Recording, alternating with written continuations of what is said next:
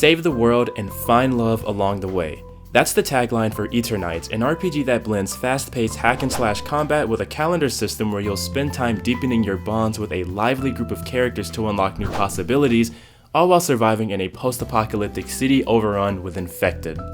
At first glance, you could compare it to Persona, and there's good reason for that, as the creator was inspired directly by it, and it resulted in an experience that has great characters, satisfying combat, and a captivating story that stayed interesting the entire way through, and by the end, left me feeling sad that it was over.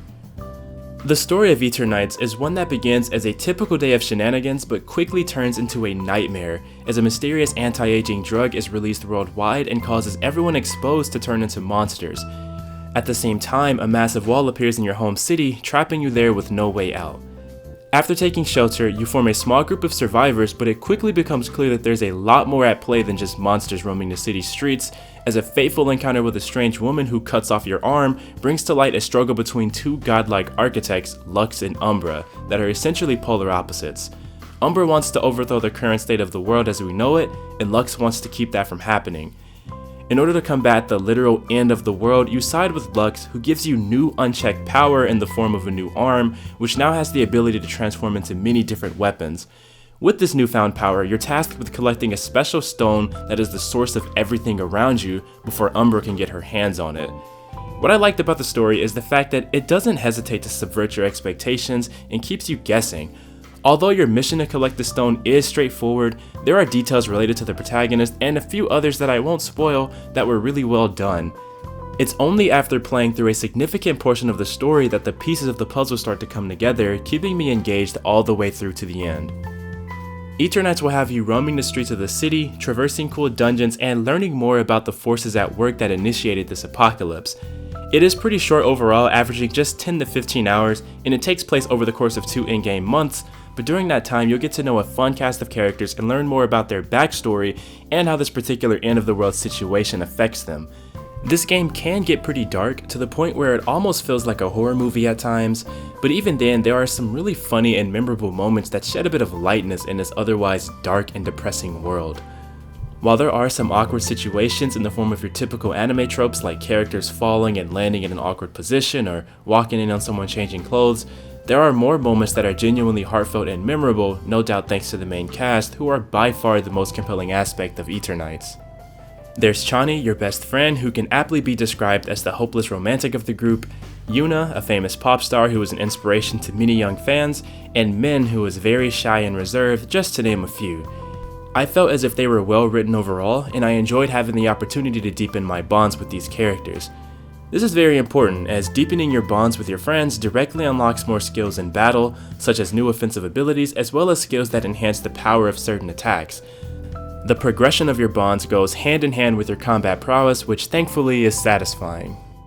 On the gameplay side of things, Eternights features extremely fun, fast-paced action combat that stylishly weaves flashy finishers and a large disposal of offensive skills together in a package that feels great to play.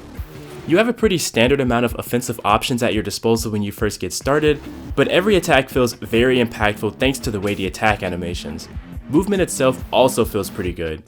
You have the ability to perfect dodge enemy attacks and enter into an almost witch time-like state where everything around you slows to a crawl, allowing you to capitalize and get some hits in. In terms of party members, there are 6 main characters, but you only have control of the protagonist. Your allies support you by using confidant skills. Each ally has their own set of unlockable skills ranging from healing, defense, as well as offensive special moves like fire, ice, and electricity, all of which are important for taking down enemies, as some of the stronger variants have elemental strengths where using the opposite element can break down their defense. What I like is that you are able to direct your allies to use their skills by pulling up a menu and selecting which one you like, so there's no need to worry about the AI, it's up to you to use them. I found that even at the basic stage, combat can be a bit repetitive, but as you get your hands on more abilities, it really starts to shine. You'll be stringing together combos and using your allies to assist you with a powerful strike before jumping back in to keep the hits going. All of this makes for some fast-paced action gameplay that allows you to decimate any enemy in your path.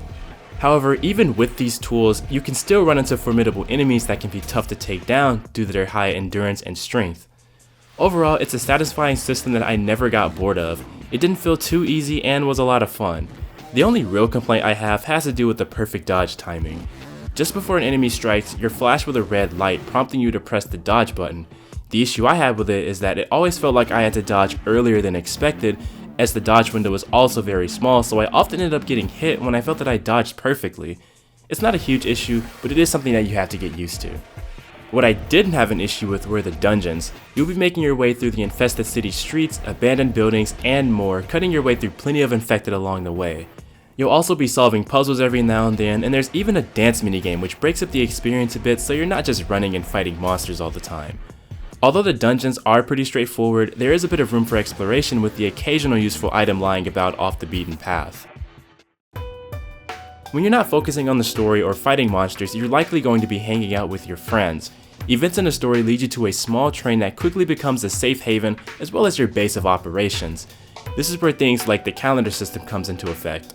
Story beats unfold on set days, but there are moments where you're turned loose and given a deadline for a specific event. When that happens, you're free to do basically whatever you want, whether it's progressing the story or building up your friendships, which is done in a few ways. There are points during your downtime that you can walk up to your friends and ask to hang out, which starts up a cutscene where they'll open up to you. You can also train with them. Training is basically a collection of minigames where you take part in physical activities such as squats or breathing exercises. They're all very simple minigames that are easy to grasp, and they didn't exactly blow me away, but I liked them. I think the squats activity is my favorite because it's very similar to Final Fantasy VII Remake, where you have to press the action buttons in the same manner and out-squat your opponent.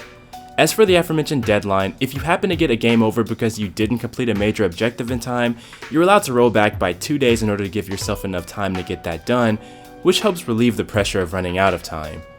As I mentioned before, your bond progression is directly tied to the abilities you can use in combat. Building up bonds unlocks confidant skills for your allies, and doing these exercises rewards you with essence, which is a currency used to purchase these new skills. Essences can also be found in dungeons, but if you want to get as many new skills as possible, it's important to focus on those bonds. Clearly, this is where the inspiration from Persona is felt the strongest, and while it is familiar to mechanics like social links or confidants, it doesn't feel like a direct copy. It very much feels like its own spin on the idea, mainly because of the way unlocking skills is handled, where you can grab them from the skill tree by spending essence, incentivizing you to collect as much as you can.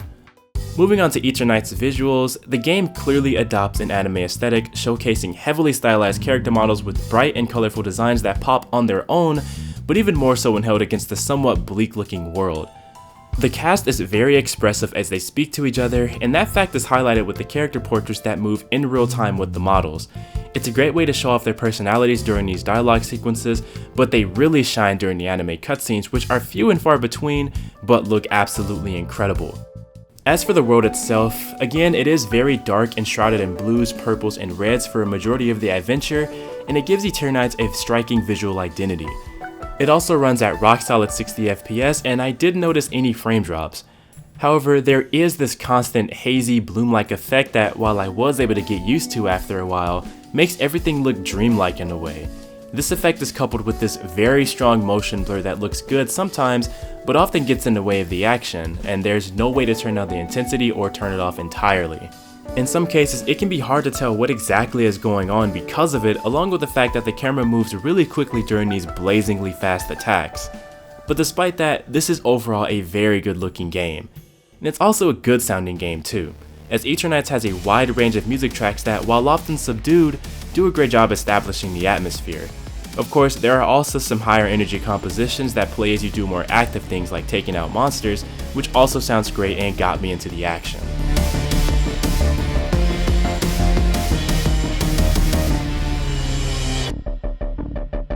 As a game that's clearly inspired by the Persona series, Eternights still manages to execute those ideas in a way that doesn't feel like it's just a knockoff, while also telling a bittersweet story that left me feeling sad, but satisfied at the end.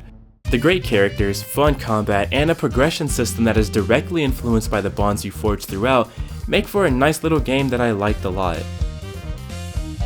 Thank you so much to Studio Side for providing a review code for us to check out Eternights, and thank you all so much for watching. Make sure you subscribe to GameXplain and ring the bell.